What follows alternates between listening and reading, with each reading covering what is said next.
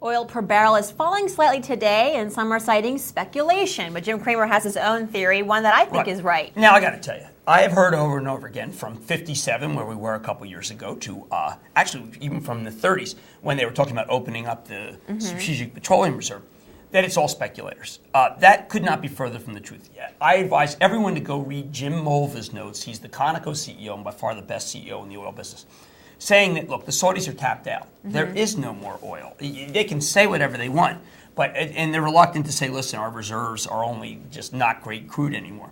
But when you look at the day rates that Transocean's getting, when you look at where they're drilling, when you look at the reluctance of OPEC to raise, because they can't raise, they don't have it, you come back to over and over again that oil on a constant basis in Europe, and forget the dollar, is high, but hasn't gone up that much versus what it's done in the United States.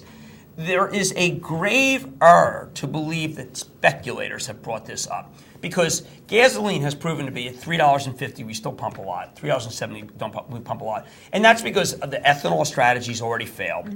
We haven't switched to natural gas for any major utilities. We're scrapping coal plants because coal has too many enemies. Nuclear power, they changed the rules, and only two plants have been added to the drawing board. It takes 7 years from permit to build. So you're not looking at anything that is remotely even replacing oil. So the idea that oil should therefore come down because the speculators are unwinding the trades, no. Now, in the interim, Conoco, which I like very much and own fractionalorderspots.com, has come down big. Chevron has come down huge. Big buyback going on. Marathon come down huge. I don't really want to pick on Exxon here because that's kind of a bank. It's not levered as much.